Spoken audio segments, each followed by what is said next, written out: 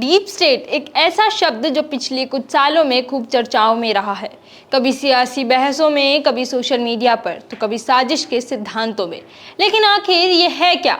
आसान शब्दों में कहें तो डीप स्टेट उस छिपी हुई ताकत को कहते हैं जो सरकार के भीतर या बाहर से सत्ता को प्रभावित करती है, बिना जनता की नजर में आए। ये कोई एक संगठन या क्लब नहीं है, बल्कि एक ढांचा है जो नौकरशाहों, खुफिया एजेंसियों, सैन्य अधिकारियों, बड़े कारोबारियों या प्रभावशाली लोगों का गठजोड़ हो सकता है। इनका मकसद सत्ता पर पकड़ बनाए रखना, अपने हितों को आगे बढ़ाना और कई बार चुनी हुई सरकारों को भी अपने इशारों पर नचाना। तो चलिए इस रहस्यमय दुनिया को थोड़ा करीब से देखते हैं कि क्या सचमुच ऐसा कुछ होता है या ये सिर्फ साजिश की कहानियां ही हैं। डीप स्टेट शब्द सबसे पहले टर्की में इस्तेमाल हुआ, जहां इसे डेरिन डेविड कहा जाता था। 20वीं सदी में टर्की में एक ऐसा गुप्त ताकत की बात सामने आई जिसमें सेना, खुफिया एजेंसियों और कुछ राजनेता भी शामिल थे। इनका मकसद था सरकार को अस्थिर करना और अपने हिसाब से सत्ता को चलाना। 1990 के दशक में सुसुरलक स्कैंडल ने इसकी पोल खोली, जब एक कार दुर्घटना में एक सांसद, एक पुलिस अधिकारी और एक अपराधी बॉस मरा और पता चला कि ये सब एक गुप्त नेटवर्क के हिस्से थे। अमेरिका में ये शब्द 2000 के दशक में मशहूर हुआ, खासकर 9/11 हमले के बाद। कुछ लोगों का मानना था कि खुफिया एजेंसियां जैसे CIA और NSA, साथ ही बड़े कॉरपोरेट सरकार के फैसलों को गुप्त तरीके से चला रहे हैं।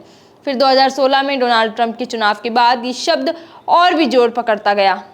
ट्रंप ने दावा किया कि एक डीप स्टेट उनके खिलाफ काम कर रहा है।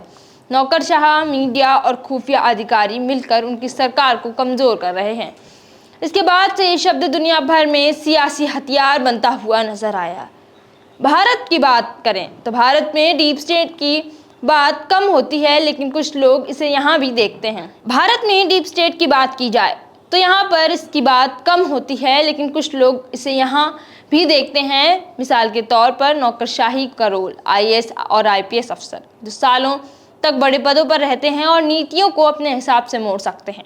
1975 में इमरजेंसी के दौरान कुछ लोग मानते हैं कि तत्कालीन PM इंदिरा गांधी के आसपास के नौकरशाहों और खुफिया एजेंसियों ने सत्ता को अपने हाथ में रखा था। तो कई लोग मानते हैं कि डीप स्टेट सच में होता तो है।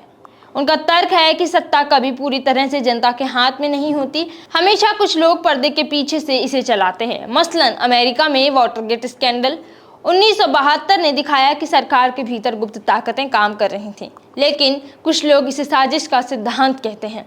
उनका कहना है कि ये बस सरकार की नाकामियों को छिपाने का बहाना है, सच शायद बीच में कहीं है। हो सकता है कि कुछ लोग सत्ता को प्रभावित करते हों, लेकिन इसे एक संगठित डीप स्टेट कहना शायद बड़ा चढ़ाकर बात करना साबित हो सकता है। आज डीप स्टेट का मतलब बदल गया है। ये अब सिर्फ नौकरशाहों या सेना एक सीमित नहीं है। डिजिटल दुनिया में टेक कंपनियों में जैसे गूगल, फेसबुक और ट्विटर इसमें शामिल हो सकते हैं कि डाटा के जरिए लोगों की सोच को प्रभावित करता है और कई बार सरकारों पर दबाव भी डालता है। मिसाल के तौर पर 2020 में ट्विटर ने ट्रंप के ट्वीट को ब्लॉक किया, जिसे कुछ लोगों ने डीप स्टेट का नया रूप भी कहा।